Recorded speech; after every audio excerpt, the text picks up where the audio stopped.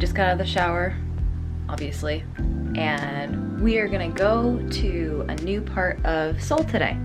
We're gonna go to Seongsu. So Seongsu is right next to Seoul Forest, and it's called the Brooklyn of Seoul. And it's very trendy.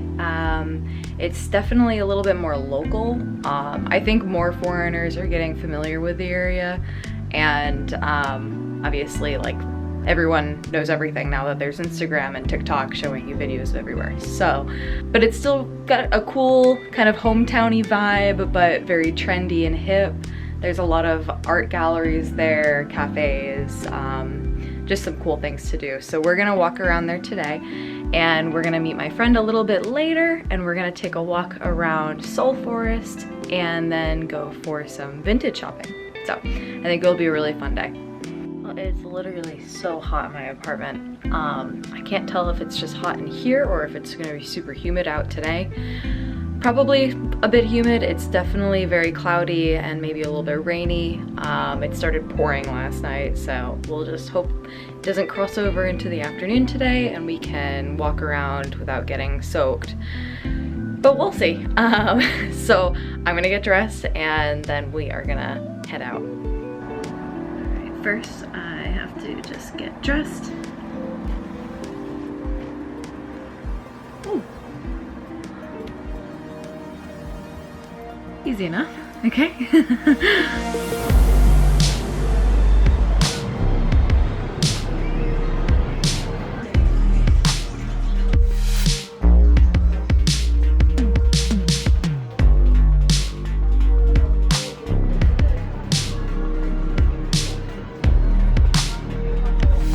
You might be wondering why there are so many shoe murals when you get off the station stop. It's because for a long time, Seongsu is the primary hub for Korea's handmade shoemakers. At a certain point, nearly 70% of the shoemakers in Korea had their shops in the neighborhood, and people from all over the country would travel up here when they needed a new pair.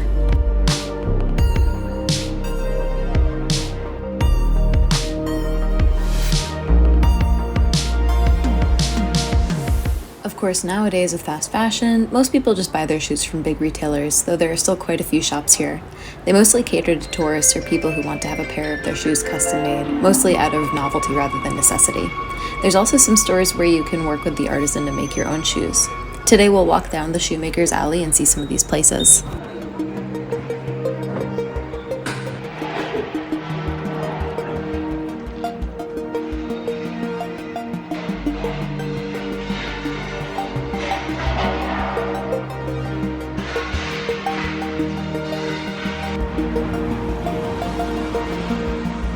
So as expected, it's drizzly out today and also a bit chilly. Not that humid as it turns out.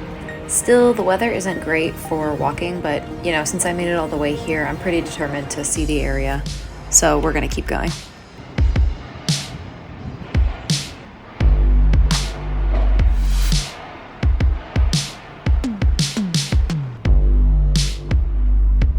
I noticed on the walk a lot of car repair places and even came across this lock gate with a pile of crunched up car pieces inside. I wasn't expecting that. This is a common theme in Seoul. While there's not a lot of open space, that means that many things can inhabit one place. For Seongsu, there's a vibrant hip community living alongside industrial and maintenance buildings.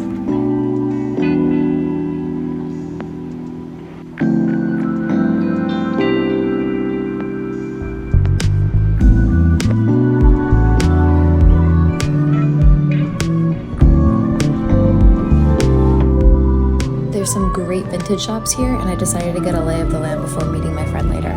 This one's called Market in You, and I thought they had the best variety in the area.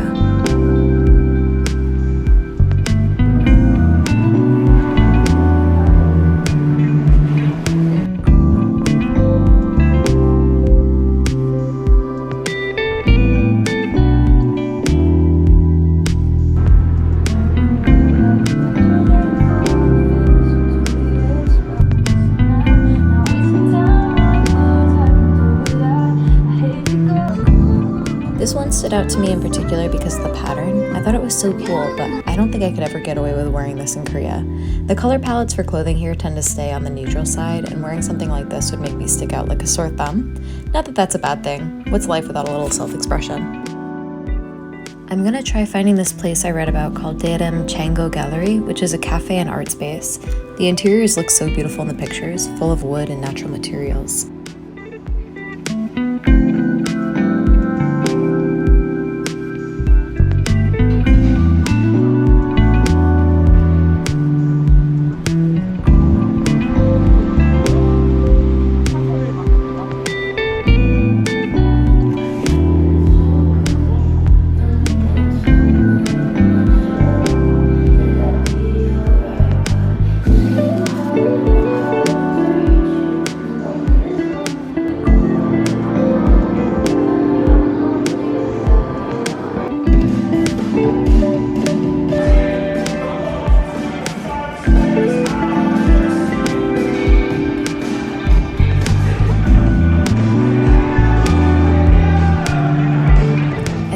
Time to sit down for a coffee since I'll be meeting my friend soon, and all I've been doing this morning is mosey around. So we're gonna get back on track and head over to the handmade shoe street.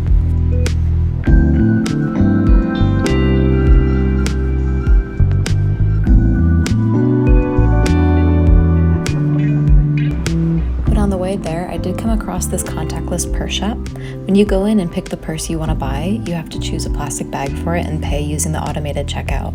This kind of shop is pretty common now in Korea, where a lot of convenience style stores are unmanned.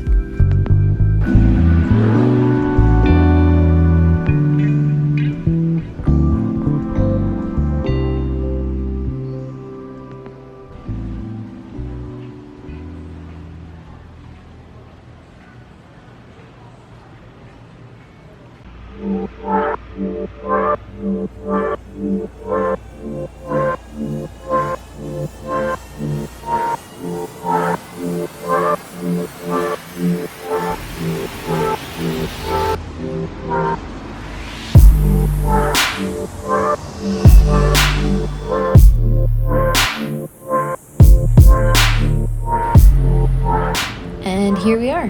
This is the handmade shoe street. It's right along the side of line 2 Seongsu stop, exit 2.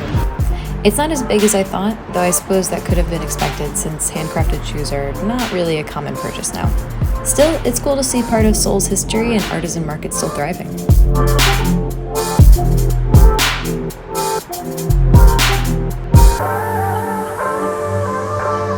So that was a quick walkthrough, and now we have one last stop. We're gonna go hop on a bus and head over to Seoul Forest.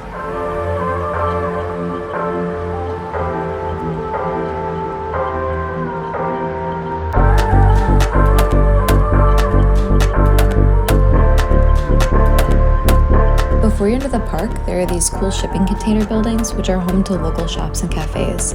This is also quite a trendy part of the neighborhood, and you can find a few stationery stores, plus tailors who specialize in modern hanboks.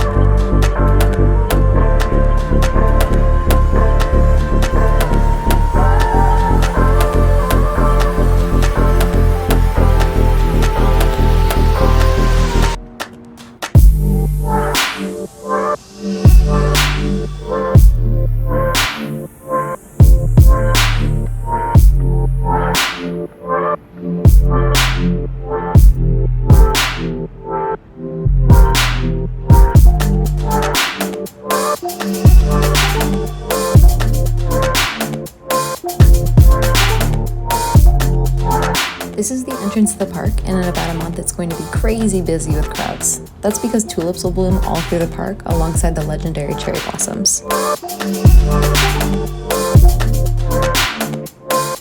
It will take about 4 weeks for these trees to burst with the gorgeous pink flowers synonymous with the start of spring in northern Asia. Last year's cherry blossom season was sadly cut short from a massive rainstorm. I remember the winds were so strong that they knocked all the cherry blossoms down overnight, and by morning the ground was littered with what looked like pink cotton balls everywhere.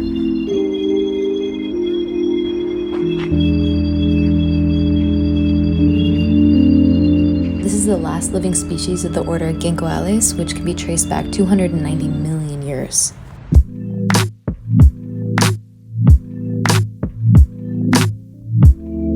While walking down the street, I remembered I'd been here around this time last year, and at the time there were construction sites filled with machines and debris.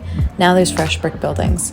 It's interesting to see how quickly construction gets completed now and how that corresponds to the demand for space here.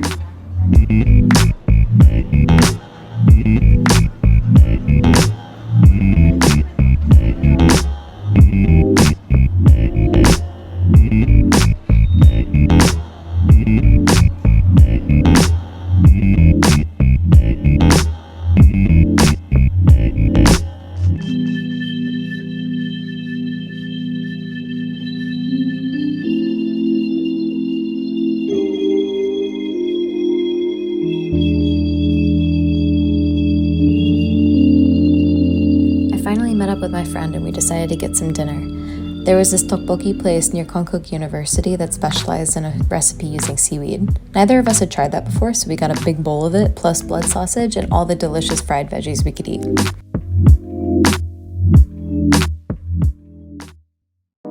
Want to know where I'm going next? Hit the subscribe button below for more adventurous videos around Korea and beyond. Thanks for watching. Bye!